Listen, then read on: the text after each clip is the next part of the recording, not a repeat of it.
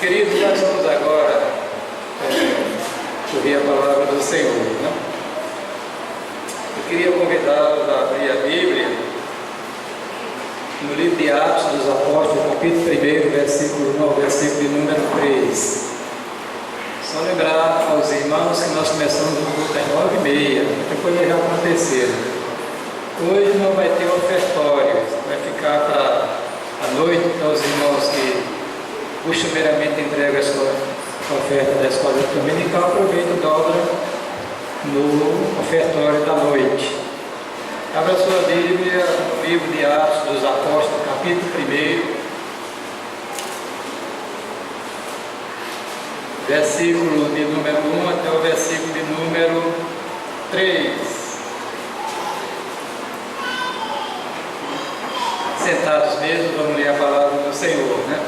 Diz o seguinte: escrevi o primeiro livro, o Teófilo, relatando todas as coisas que Jesus começou a fazer e a ensinar, até o dia que, depois de haver dado mandamentos por intermédio do Espírito Santo aos apóstolos que escolheram, foi elevado às alturas. A este também, depois de ter padecido, se apresentou vivo com muitas provas incontestáveis, aparecendo-lhe durante 40 dias e falando das coisas concernentes ao reino de Deus. Que Deus se diga nos abençoar, porque lê sua palavra nesta manhã. Nós vamos falar sobre a ressurreição de nosso Senhor Jesus Cristo e algumas coisas interessantes para a edificação da igreja. Feche os olhos, faça a oração. Agradeço a Deus por esse glorioso evento. Como eu disse, a ressurreição de Cristo autentica, chancela, confirma a obra redentora que Jesus realizou ali na cruz do Calvário com a sua morte ignominiosa. Então agradeço a Deus nesta manhã. Agradeço a Deus pela morte e ressurreição de Jesus Cristo, porque elas são a causa de você estar aqui nesta manhã. Que você está reconciliado com Deus, que você é herdeiro de Deus, conforme a palavra de Deus nos revela. Pai, nós queremos te agradecer por todas as partes constitutivas deste culto e por este momento que nós iremos, ó Deus, abrir a tua palavra diante dos teus filhos, para que eles se lembrem do programa Redentor e também, especialmente, desta etapa ou deste evento que o consolida, que o chancela, que o confirma.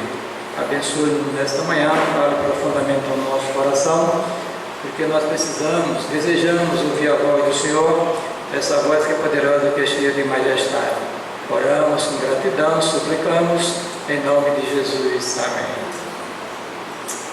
Eu coloquei nas redes sociais ontem 2 quadros falando sobre a morte e a ressurreição de Jesus Cristo. No primeiro eu disse que a morte do nosso Senhor Jesus Cristo é o ápice do programa Redentor, ou seja, de todo o programa que Deus estabeleceu na eternidade, a morte de Jesus é o ponto crucial, o mais importante, é o ponto culminante do programa. Porque ali na cruz Jesus levou sobre si todos os nossos pecados e nos reconciliou com Deus. O segundo quadro eu disse que a ressurreição de nosso Senhor Jesus Cristo chancela, confirma, autentica a obra redentora que Jesus realizou na cruz do Calvário. Amém?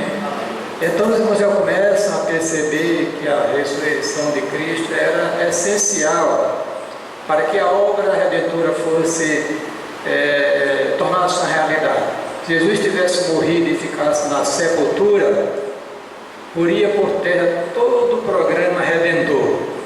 Mas diz a Bíblia que era impossível que a morte o retivesse lá na sepultura. Amém? Que a morte retivesse. Estava previsto, programado que o Cristo, que haveria de padecer, ao terceiro dia ressuscitaria dentre os mortos.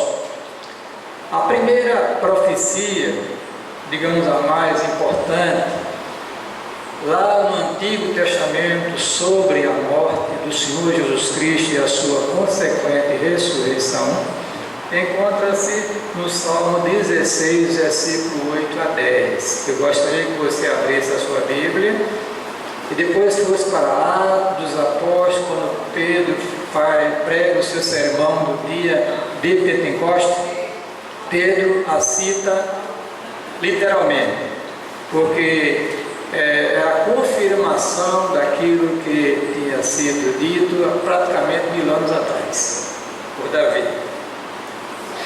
Diz assim a palavra do Senhor no Salmo 16, versículo 8 a 10. E o povo, o Senhor, continuamente diante de mim, por isso Ele está à minha mão direita, nunca vacilarei. Portanto, está alegre o meu coração e se regozija a minha glória.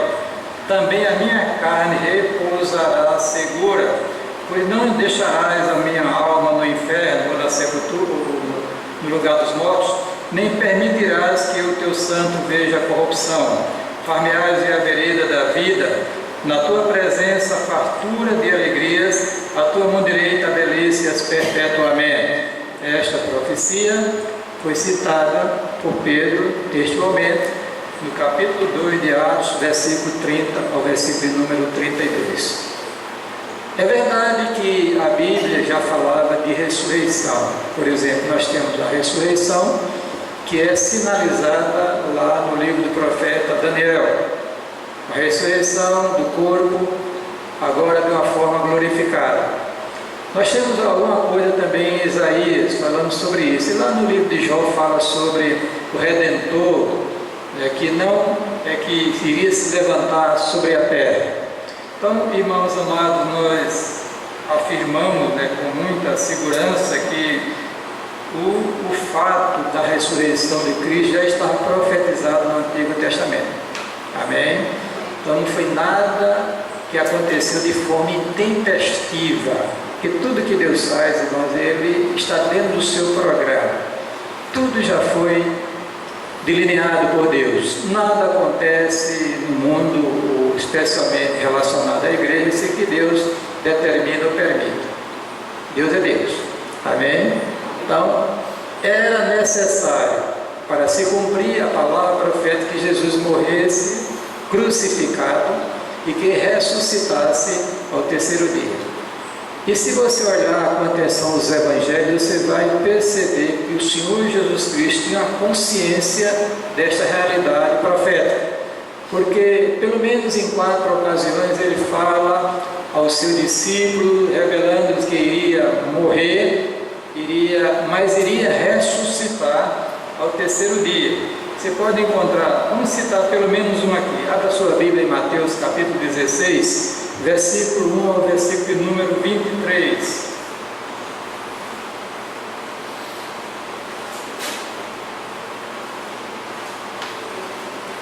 Esta revelação de que Jesus iria morrer trouxe uma perplexidade muito grande dentro do colégio apostólico, porque eles pensavam que o Messias iria viver para sempre.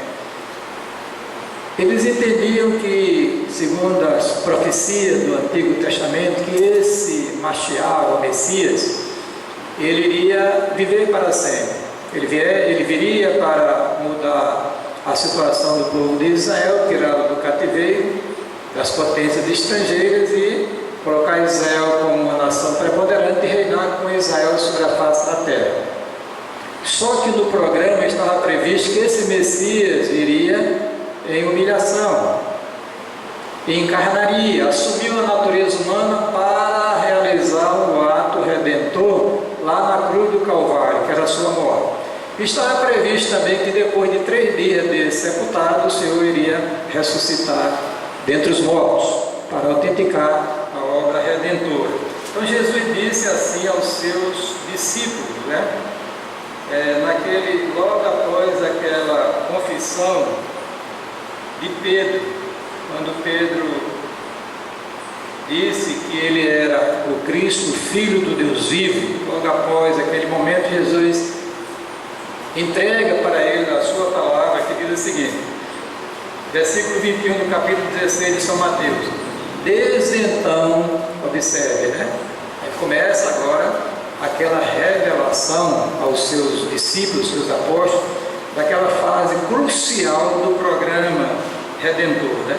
Desde então começou Jesus a mostrar aos seus discípulos que convinha ir a Jerusalém e padecer muitas coisas dos anciãos e dos principais sacerdotes, dos escribas, e ser morto e ressuscitar ao terceiro dia.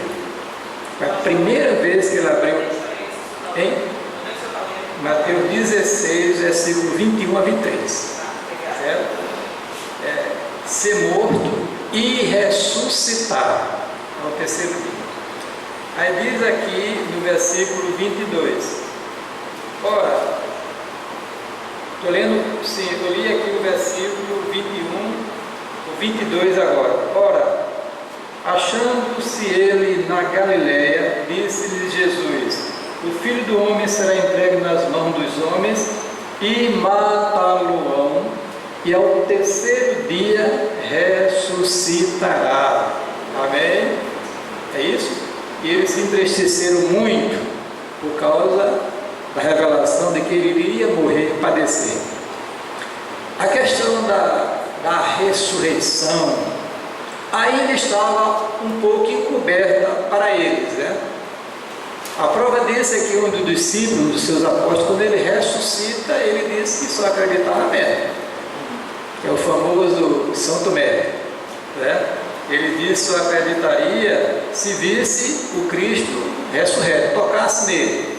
E essa curiosidade dele, essa necessidade dele foi satisfeita por Jesus naquela reunião que ele teve com seus discípulos. Outro momento que ele disse foi após a transfiguração. Ele memorava o acontecimento quando Jesus foi transfigurado naquele monte, o monte da transfiguração, e diz a Bíblia no versículo 9, capítulo 17 de São Mateus: e descendo ele do monte, Jesus lhes ordenou, dizendo: a ninguém conteis a visão, até que o Filho do Homem seja ressuscitado dos mortos. Ele disse também aos seus discípulos, logo após a cura do lunático, quer dizer, ele desce da transfiguração do monte e encontra no vale um problema muito sério, um homem que tinha um filho endemoniado. Aí Jesus disse aos seus discípulos, depois de ter curado aquele jovem, o seguinte: e achando-se ele na Galiléia, disse-lhe Jesus: o Filho do Homem será entregue. Desculpe, deixa eu ver aqui. E achando-se ele na Galiléia, estou lendo 17 de Mateus 3, 23. Disse-lhe Jesus: o Filho do Homem será entregue nas mãos dos homens, matá-lo-ão, e ao terceiro dia ressuscitará. No capítulo 20 de Mateus 17 a 19, também há uma revelação de Jesus. É justamente quando os filhos de Zebedeu, antes deles fazerem aquele pedido que até deixa a gente um pouco assustado, né? Jesus revela o drama do Calvário e depois eles vão e pedem a Jesus para colocá-lo uma à direita e outra à esquerda quando chegarem lá no reino do céu, no reino de Deus. Mas aqui Jesus disse para eles antes: e subindo Jesus a Jerusalém, estou lendo Mateus 20, 17 a 19. E subindo Jesus a Jerusalém, chamou de quatro os seus 12 discípulos, no caminho disse-lhes: eis que vão para Jerusalém, o Filho do Homem será entregue aos príncipes dos sacerdotes, aos escribas, e condená-lo-ão e matarão a morte. E o entregarão aos gentios para que deles escarneçam, o açoitem e o crucifiquem, e ao terceiro dia ressuscitará. Então, Jesus já ia preparando o colégio apostólico, a sua igreja, para a morte que iria acontecer lá na cruz, mas também a sua consequente ressurreição. A palavra de Deus que foi dada para ele, então ele estava agora cientificado que isso de fato, com certeza, iria acontecer. Irmãos, o registro da ressurreição você vai encontrar nos 4 evangelistas, todos eles, Mateus, Marcos, Lucas e João. Nós lemos no início do culto o texto de Mateus, mas era bom que você lesse em casa, você pegasse um livrozinho e fizesse uma tabelinha, a harmonia dos evangelhos, lesse o fato registrado por Mateus, por Marcos, Lucas e João, e você tem a visão completa, como eu disse na sexta-feira, do fato que aconteceu, né? Então não há dúvida nenhuma em relação ao acontecimento. Lembrem-se que as autoridades religiosas de Israel, preocupadas com a repercussão que o caso teria na sociedade israelita e no mundo, consequentemente, eles subornaram os soldados que guardavam o túmulo de Jesus. Porque o texto diz que Jesus ressuscitou, antes de ressuscitar veio um anjo e aquela visão, e eles caíram como mortos, o sepulcro foi aberto e Jesus ressuscitou. Então eles subornaram para que isso não fosse dito à população. E ficou aquela história de que os discípulos de Jesus tinham vindo de madrugada, de noite, roubado o corpo de Jesus e tinham dito que ele tinha ressuscitado, né? Que é a última tentativa dos sacerdotes de negar o fato da ressurreição de nosso Senhor Jesus Cristo. Então, como nós já vimos, o fato está bastante documentado dentro dos evangelhos. Então é só você ler, é só você observar os detalhes destas escrituras. A outra coisa, irmãos, quando Jesus ressuscitou, ele se apresentou vivo a diversas pessoas, especialmente aos seus apóstolos. Eles foram chamados de testemunhas da ressurreição. Quando Judas, que não viu certamente, foi dos Iscariotes, que ele se suicidou-se antes, houve a necessidade de recompor o colégio apostólico. Então, um dos pré-requisitos para a escolha de um homem para substituir Judas dentro do colégio apostólico era ter visto a Jesus ressuscitado, visto com os olhos naturais, para ser contado como uma das testemunhas da ressurreição de Cristo.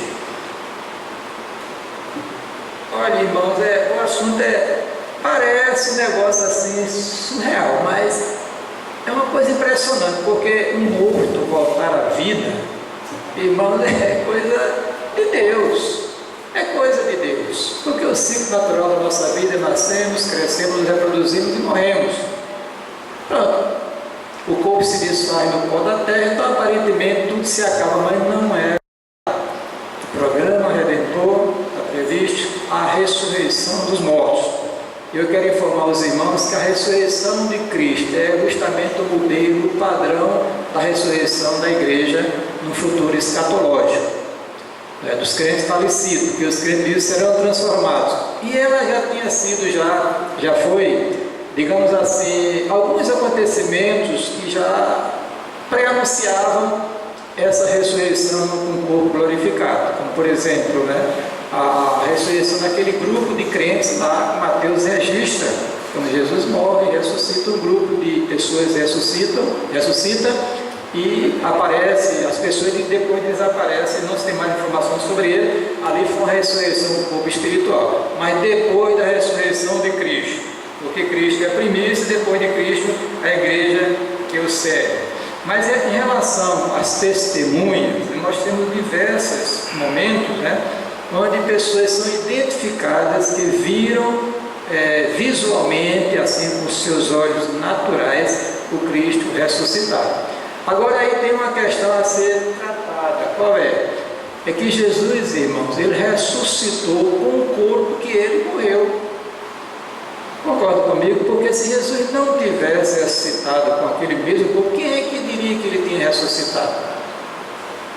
Então a aparência física, o corpo, a sua estrutura física foi a estrutura que ele morreu. Só que agora transformada com outras propriedades, mas as pessoas que ouviram não tiveram dúvida nenhuma, e o negócio foi tão poderoso que aqueles homens estavam dispostos a dar a sua própria vida. Ora, se fosse uma ficção, uma conversa inventada, como é que alguém iria se prontificar, morrer por aquela causa? Não existe isso, não. Ninguém faria isso. Quer dizer, isso aí é uma prova contundente de que realmente Cristo ressuscitou dentre os mortos, porque aqueles homens estavam dispostos a morrer pela fé em Jesus Cristo. Eles disseram: nós não podemos deixar de falar do que temos visto e ouvido. Não adianta, pode matar, pode fazer o que vocês quiserem, nós não podemos deixar de falar sobre essas grandes verdades que a palavra de Deus nos revela, que os fatos que aconteceram, né? Olha, nas suas aparições, Jesus apareceu a mais de 500 irmãos de uma vez, disse Paulo.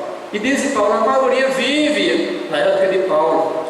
Estão vivos essas pessoas, é só conversar com eles que eles vão testificar deste glorioso evento. Mas pela ordem, nós vemos aqui, você pode acompanhar, as pessoas que tiveram o privilégio de ver Jesus ressuscitar. Começamos com Maria Madalena, aquela prostituta que foi convertida, era uma mulher endemoniada, tinha 7 demônios, alguma coisa assim, que foram libertas por Jesus Cristo. E aquela mulher, ela foi agraciada, foi a primeira que viu Jesus ressuscitar.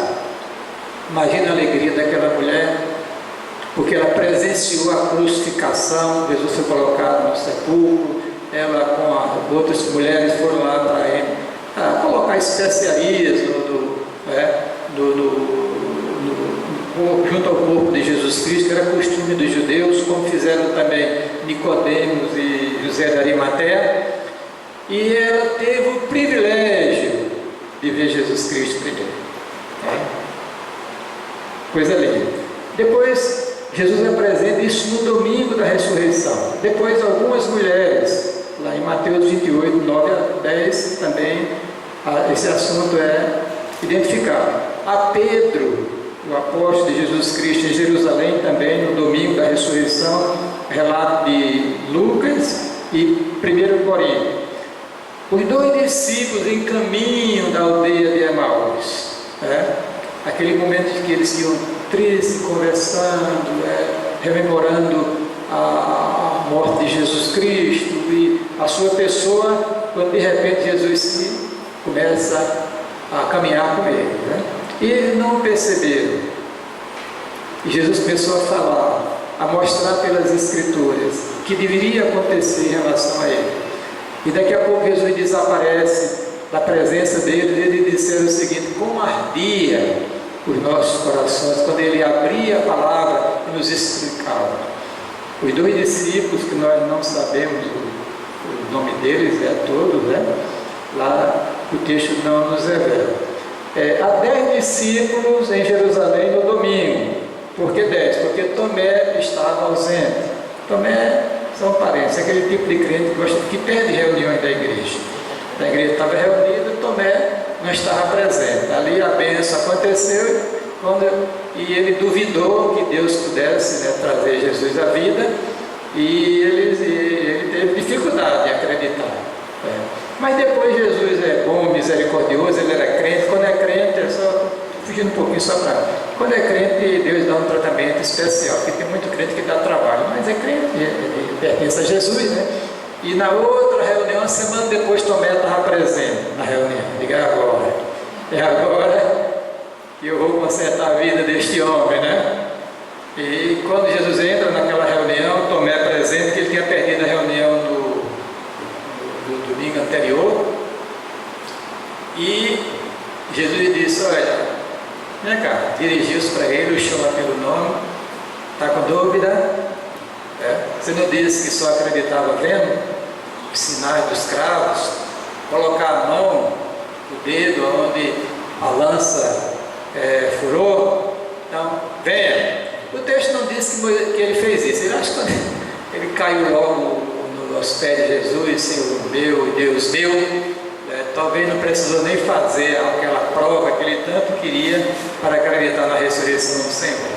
Outro encontro foi, irmãos, a 7 discípulos na Galileia, já agora na Galileia, 500 de uma só vez, aí o registro de Paulo lá em Coríntios, capítulo 15, versículo 1. A Tiago, irmão de Jesus, porque lembrem-se que Tiago e os outros irmãos não acreditavam em nosso Senhor Jesus Cristo, no seu irmão, meu irmão, né? Porque ele é o filho de Maria e de José, e Jesus era só filho de Maria, gerado pelo Espírito Santo do ventre de Maria. Então ele não acreditava em Jesus Cristo, não compreendiam o propósito de Deus na sua vida e tiveram muita dificuldade, mas eram escolhidos por Deus. Então Tiago foi um dos que foram alcançados pela graça redentora de nosso Senhor Jesus Cristo. O outro foi Judas. O Judas se escreve a carta de Judas, o penúltimo livro da Bíblia. Ele era um dos irmãos de Jesus, meu irmão de Jesus. E aqui o texto diz que ele apresentou-se a Tiago, seu irmão, depois aos 11 discípulos na Galiléia e a 11 discípulos em Jerusalém, 40 dias depois. Essas informações estão aqui nessa Bíblia anotada do Heide. Então, irmãos, essas testemunhas foram previamente escolhidas por Deus para testificarem da ressurreição de Cristo. Observe que, irmãos, o Evangelho de nosso Senhor Jesus Cristo, que está sendo hoje esquecido pelos pregadores, nós estamos muito preocupados. Até eu coloquei um quadro no Facebook, que muitos dos pregadores, a grande maioria hoje, prega mais sobre as virtudes do abençoado. Por exemplo, a fé, a perseverança, a oração e assim por diante, do que as virtudes do abençoador. Aí eu tenho assim, inverte, irmãos, essa ênfase. Por quê, irmãos? Porque a igreja está se esquecendo. A igreja brasileira, a europeia nem se fala mais, que não existe igreja praticamente lá, está se esquecendo da morte e da ressurreição de Jesus Cristo, que são os pontos centrais, cruciais, as bases do Evangelho. Cristo morreu pelos nossos pecados e ressuscitou para a nossa justificação. Romanos capítulo 4, versículo 25. E não está sendo pregado. Eu estava ultimamente ouvindo algumas pregações do Dr. Billy Graham, nessa fase da morte dele, né? Aí muita coisa trazida, né? A memória da igreja, os vídeos. Irmãos, ele pregava a Cristo.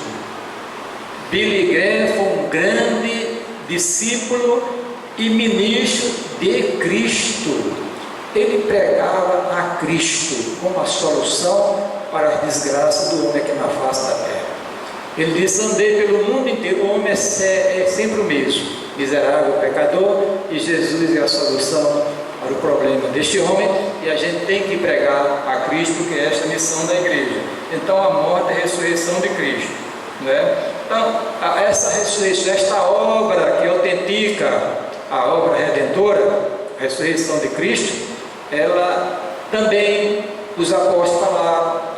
Diversos textos nas Sagradas Escrituras falam sobre este assunto. Então é um assunto altamente documentado. Observe que a pregação apostólica, os apóstolos, eles diziam, falavam sobre isso: Cristo morreu, mas ressuscitou dos mortos. Ressuscitou dos mortos. Pode olhar, pode ler, veja o sermão do dia de Pentecostes, veja o sermão subsequente à cura do paralítico, veja o discurso de Paulo em diversas ocasiões. Só quem não falou da morte e ressurreição de Cristo foi Estevão, que não deu tempo.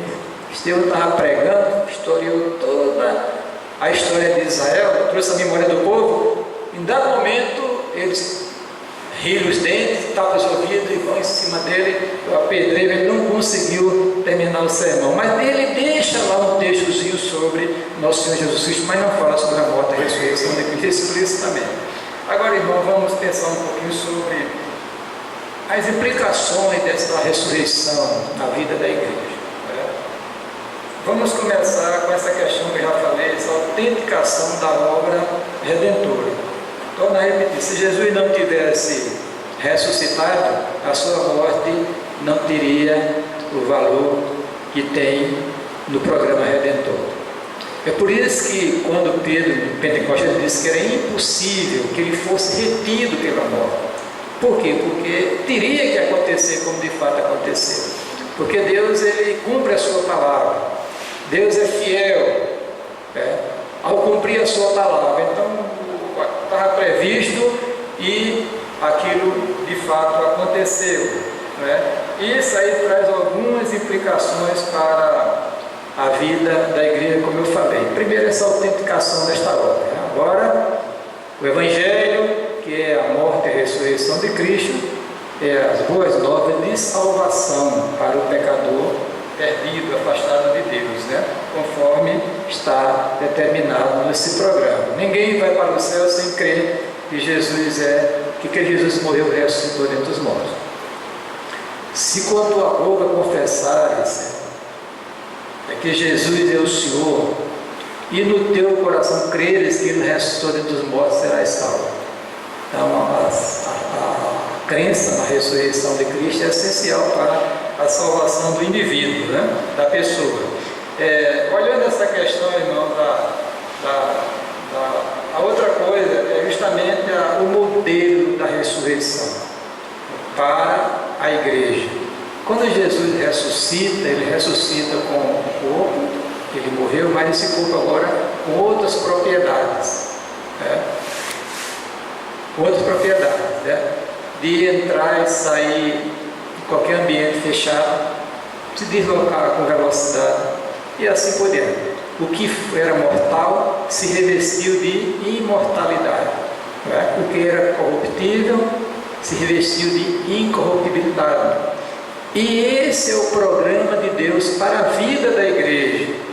A igreja, irmãos, para gozar plenamente as bênçãos do Evangelho, ela precisa ressuscitar dentre os mortos, ou ter o corpo transformado, porque a última geração da igreja não experimentará a morte. Era bom que fosse agora, pelo menos não ia experimentar esse doloroso, mesmo sendo um assunto que Cristo já venceu com a sua morte e a sua ressurreição, mas no entanto ainda assusta um pouco o homem. Ninguém quer morrer.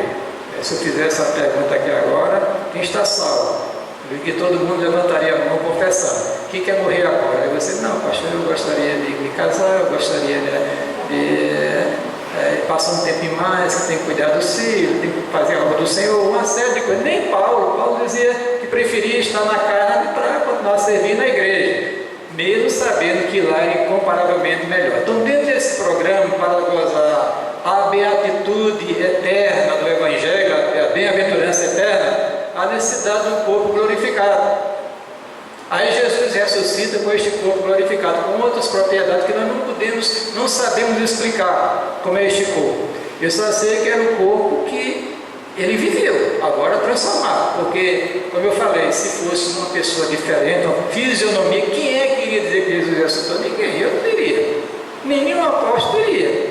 Chegasse um indivíduo diferente, com uma fisionomia diferente, só Jesus ressuscitou, que nada, assim, é um impostor.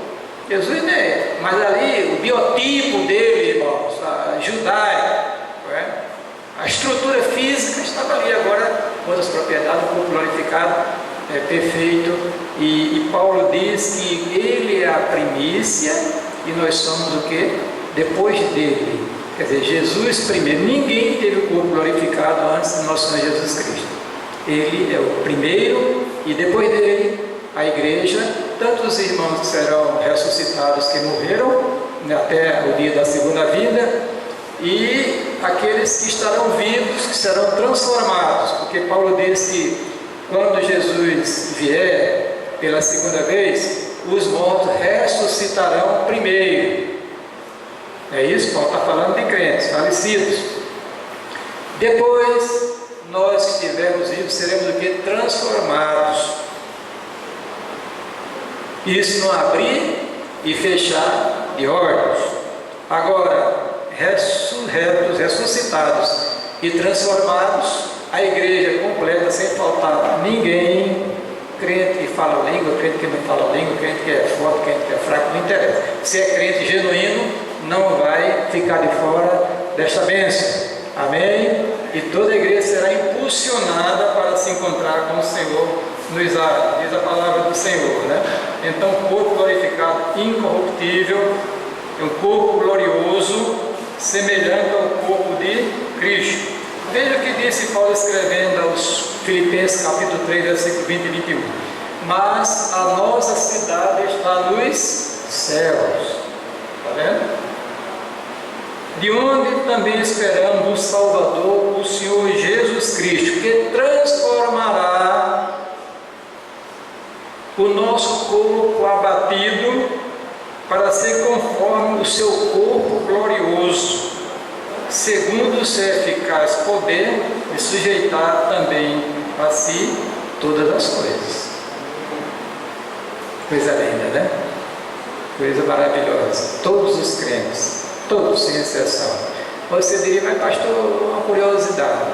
Se eu morrer com 90 anos, cheio de ruga, né? Como é que eu vou ressuscitar? E se eu morrer como adolescente, toda a informação ainda? Já pensaram nisso? Eu pensei, viu? Eu tenho pensado nessas coisas. Ora, Jesus é o padrão, o modelo. Ele morreu com quantos anos de idade? 33 anos. Então, não está dizendo isso aqui na Bíblia, mas você infere e com certa segurança de que se você morrer com 100 anos, né, com o corpo já praticamente deteriorado, você vai retroagir na sua aparência até a idade mais ou menos de 33 anos. E aquele pessoal que faleceu ainda sem informação, ele vai avançar até a idade de 33 anos, que é justamente no pleno vigor. Quando eu tinha 33 anos, eu plantava bananeira.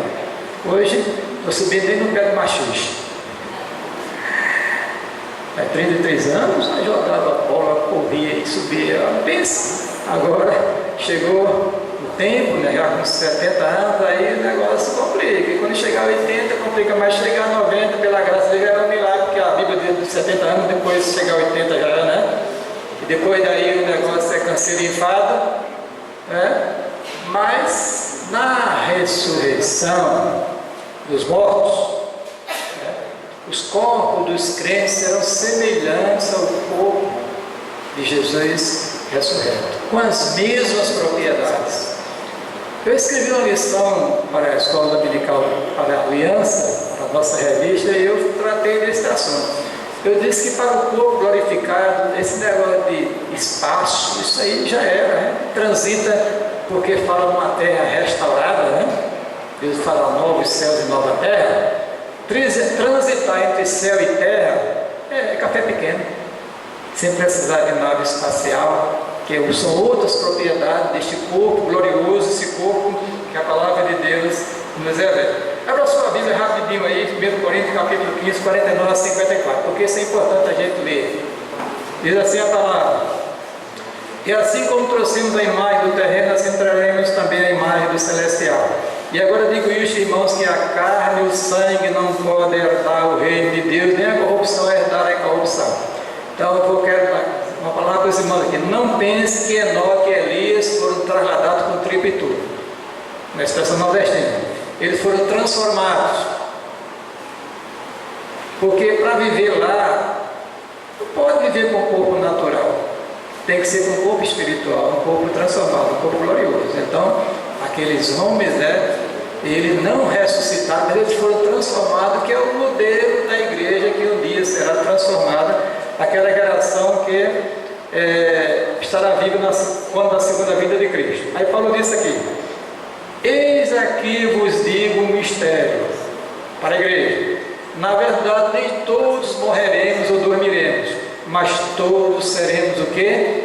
Transformados, no momento, num abrir e fechar de olhos, ante a última trombeta, que é a sétima trombeta do Apocalipse, porque a trombeta soará e os mortos ressuscitarão incorruptíveis, e nós seremos o quê? Transformados.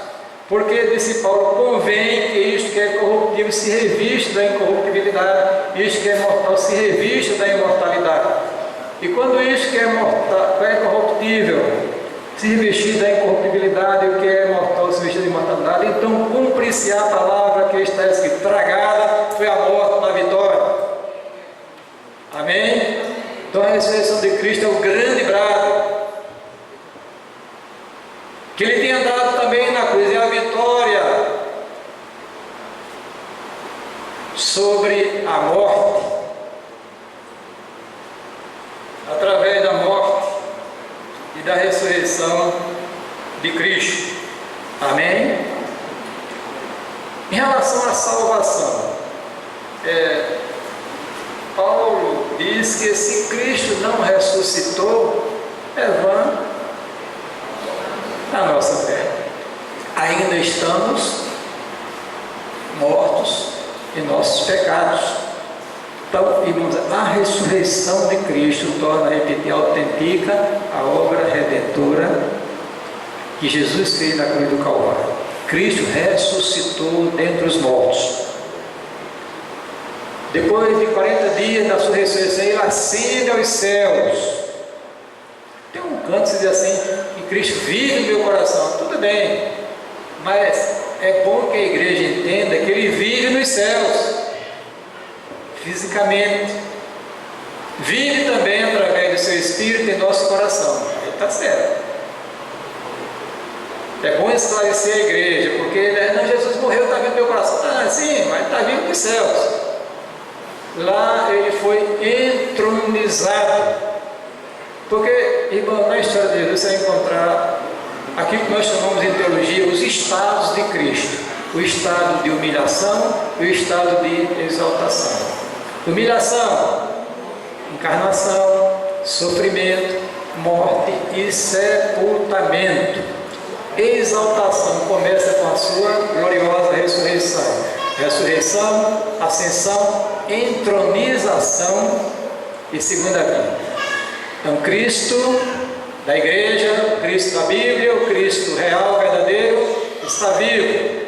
Amém? Ressuscitou dentre os mortos e está sentado à direita de Deus Pai Todo-Poderoso, onde há de vir julgar os vivos e os mortos, conforme nos diz o credo apostólico. Amém? Agora, uma curiosidade. Já pensaram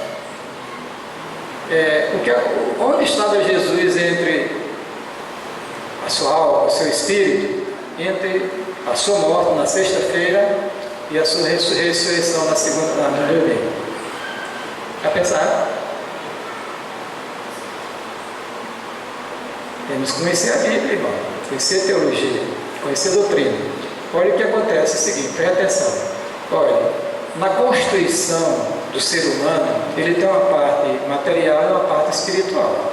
Por ocasião da morte, que é uma separação, a parte espiritual se desliga, se separa da parte material. Isto é a morte.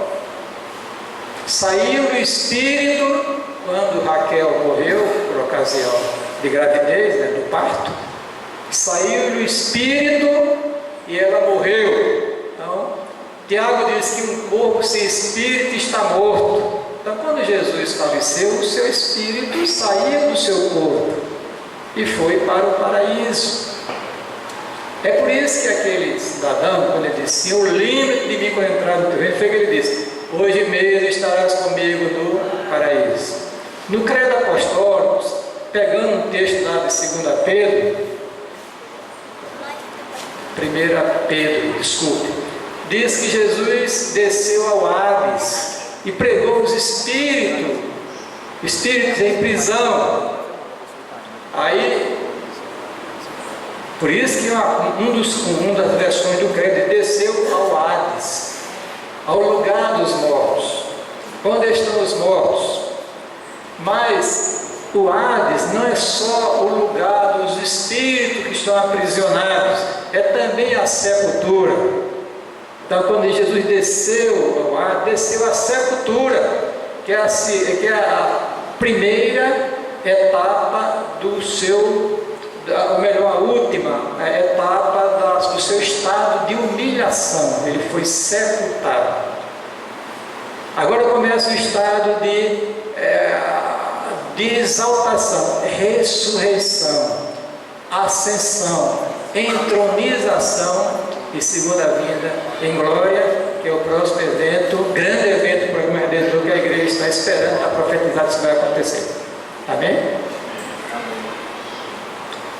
Tá certo? É bom a gente entender. Aí o que aconteceu? aconteceu na ressurreição de Cristo? Seu espírito retorna e reassume o corpo que ele viveu, só que agora o corpo transformado, glorificado, para viver para sempre. Então, das pessoas da Santíssima Trindade, a única pessoa que tem um corpo é nosso Senhor Jesus Cristo. E esse corpo foi o corpo que ele encarnou. Interessante esse detalhe, né? Que Jesus sempre existiu como Espírito, não confundido com o Espírito Santo. Quando ele encarna, ele assume uma estrutura física. Com essa estrutura física ele morre, ele ressuscita, o corpo glorificado, ele ascende aos céus e lá está. Quando no programa chegar a ouvir a voz de arcanjo, soar a trombeta de Deus, ele descerá dos céus. Aí vem a ressurreição dos crentes falecidos, a transformação dos crentes vivos e o encontro de Jesus com a sua igreja nos ares. E Paulo disse: assim estaremos para sempre com o Senhor. Que Deus, nesta manhã, nos ajude. Aqui a gente se lembre. Murilo, vem cá, deixa você cantar ainda aqui. Que Deus nos ajude a gente sempre se lembrar. Me preocupa esse desprezo que a igreja está tratando a morte e a ressurreição do seu Senhor. Precisamos trazer essa mensagem contínua à mente da igreja, dar mais ênfase à ceia do Senhor, esses dias memoráveis que a igreja deveria estar em peso, louvando e glorificando a Deus, tanto o dia da ressurreição, da morte de Cristo, como o dia da sua ressurreição.